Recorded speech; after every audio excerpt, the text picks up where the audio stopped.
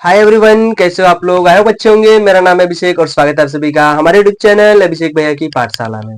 जैसे कि आप सभी को पता है कि हम चैप्टर नंबर 6 जो है ट्रिग्नोमेट्री हमने बहुत दिनों से स्टार्ट किया है।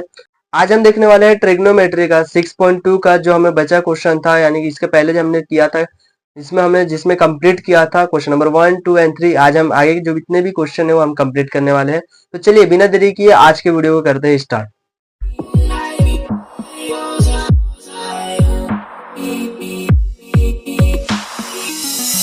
क्वेश्चन नंबर 4 में हमें दिया गया है two pole of a height 80 metre and 7 metre are erected on a ground. ठीक है, मान लीजिए क्या है, हमें दो पोल दिए गए हैं। ये एक पोल है और ये दूसरा पोल है। हमें दो पोल दिए गए हैं और क्या बोला है कि ये दोनों पोल जो है एक 80 मीटर का और एक कितना मीटर का है, 7 मीटर का, और ये दोनों क्या है ग्राउंड को क्या है गड़े हुए हैं।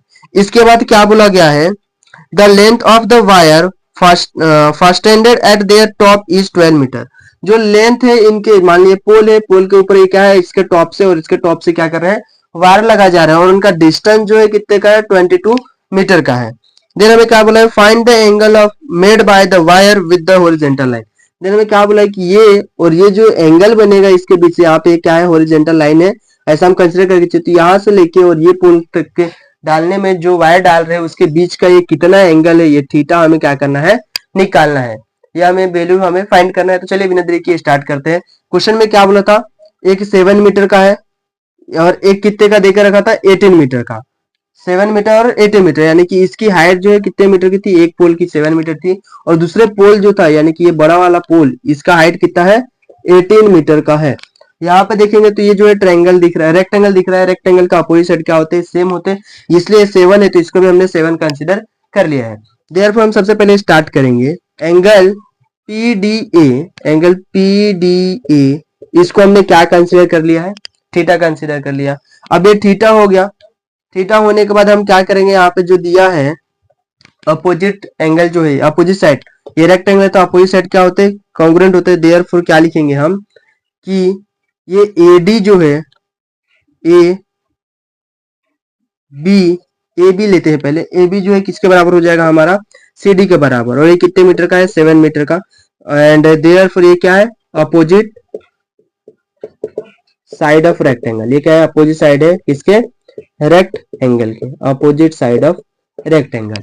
अब ये होने के बाद हम क्या कह सकते हैं कि ये जो है AP, ये BP बोल सकते हैं, BP, ये P और B इज इक्वल टू क्या हो जाएगा, PB, AP plus BP, AP plus BP, sorry AB, AP plus AB हो जाएगा, AB प्लस AB।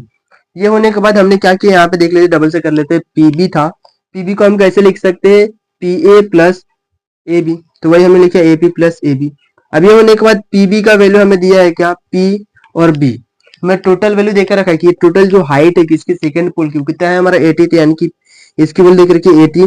AP हमें नहीं दिया है तो जैसे का वैसे रहने देते हैं, लेकिन AB को हमने अब भी दिखाया कि AB जो है किसके कॉन्ग्रुएंट है, CD के, तो AB की वैल्यू कितना हो जाएगा यहाँ पे 7।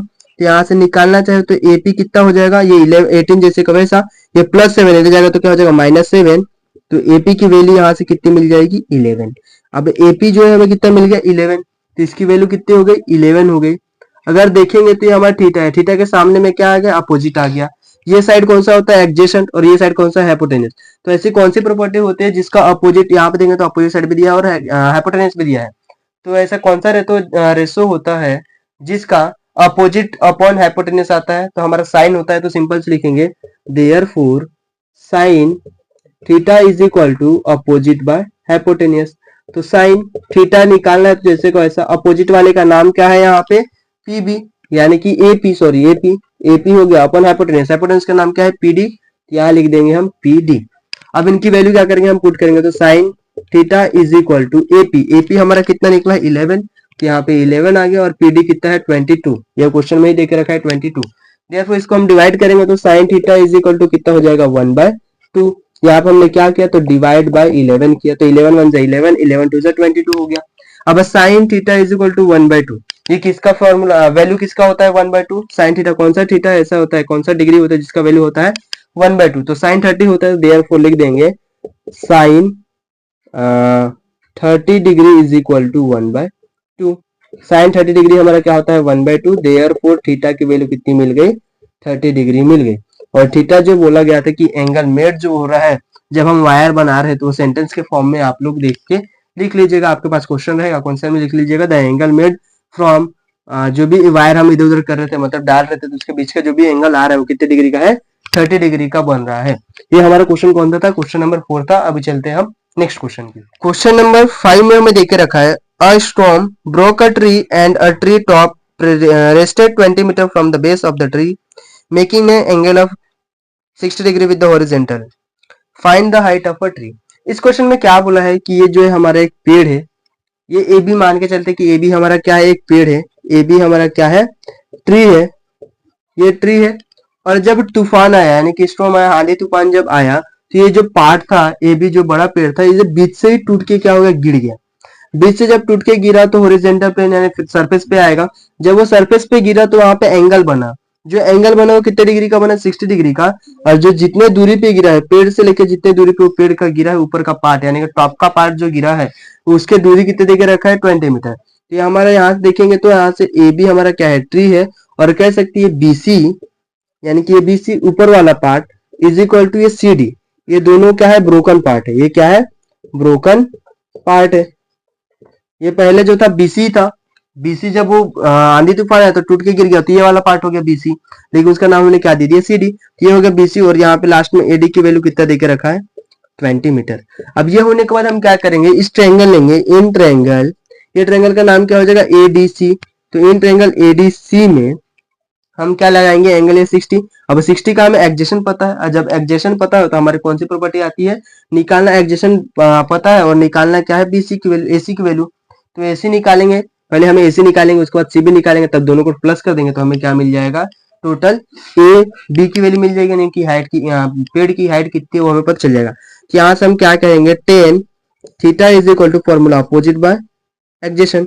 तो टेन थीटा कितना है 1060 है तो 1060 is equal to opposite, opposite का नाम क्या है एसी तो एसी अपॉन में एडजेशन का नाम क्या है एडी तो एडी आ जाएगा यहाँ पे।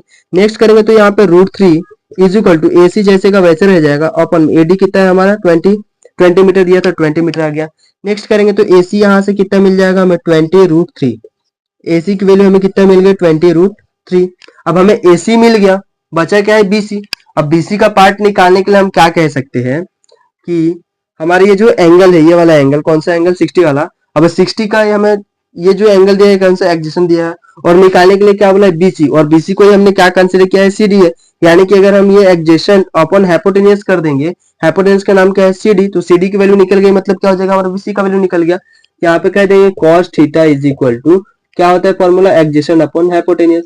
तो cos थीटा की वैल्यू कितना लेना है 60 डिग्री, एडजेशन एडजेशन का नाम क्या दिया है यहाँ पे एडी, ये हो जाएगा एडी अपॉन हाइपोटेन्यूज का नाम क्या है यहाँ पे सीडी, तो हाइपोटेन्यूज का नाम क्या हो गया सीडी।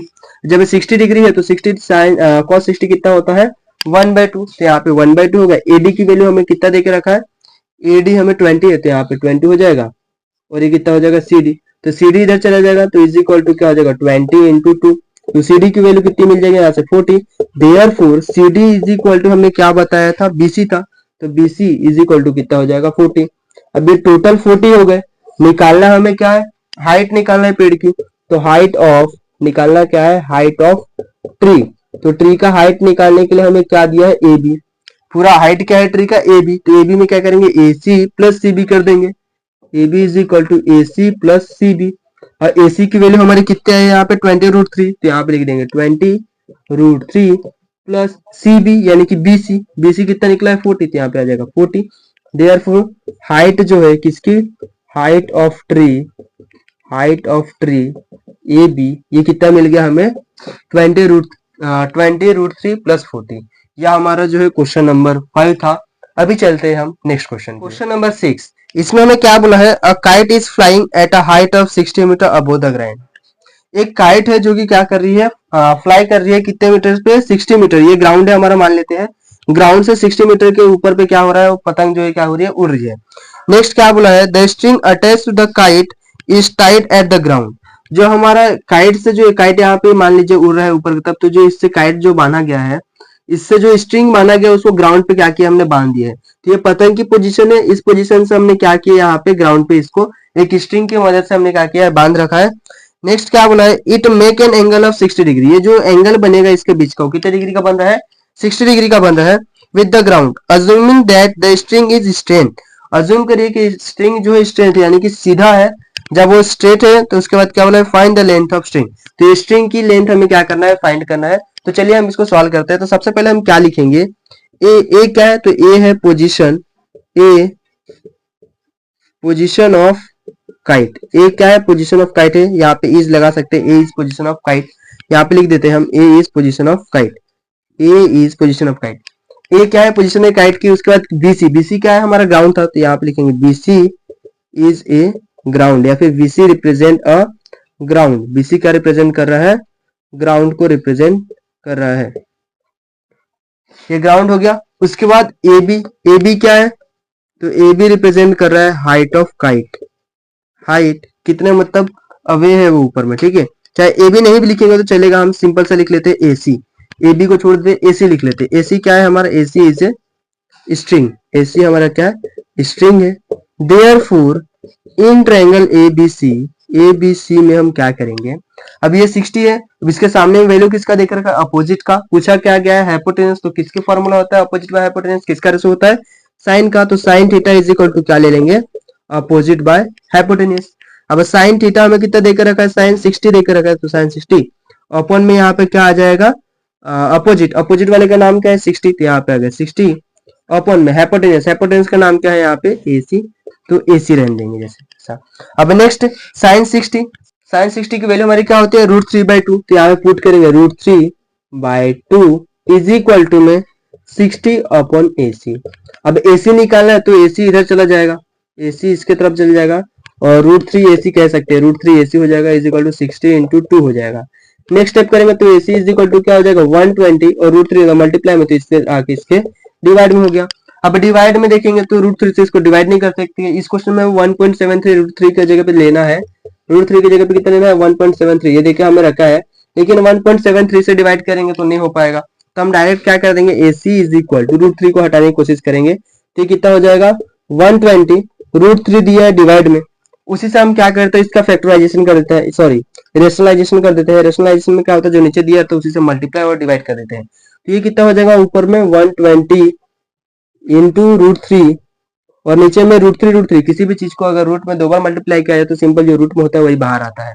अब 3 से इसको डिवाइड करेंगे तो 3 1 3 और 3 4 20, तो ये 40 हो गया। तो AC इज इक्वल टू क्या मिल गया 40√3। अब ये होने के बाद AC इज इक्वल टू 40 जैसे का वैसा इंटू 1.73, इसके जगह पे हमें क्या करना है, वैल्यू पुट कर देना है। अब ये लास्ट जो है AC इज इक्वल टू, आप लोग इसको मल्टीप्लाई कर लीजिएगा और जो आंसर आएगा वो क्या हो जाएगा हमारा AC का वैल्यू हो जाएगा।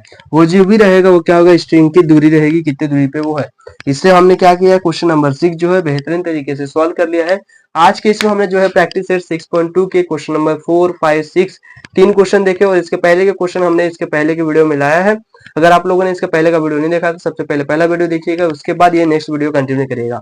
अगर वीडियो आप लोग को अच्छा लग रहा हो तो वीडियो को लाइक और चैनल को सब्सक्राइब जरूर करिएगा। मिलते हैं नेक्स्ट वीडियो में, तब तक के लिए थैंक यू।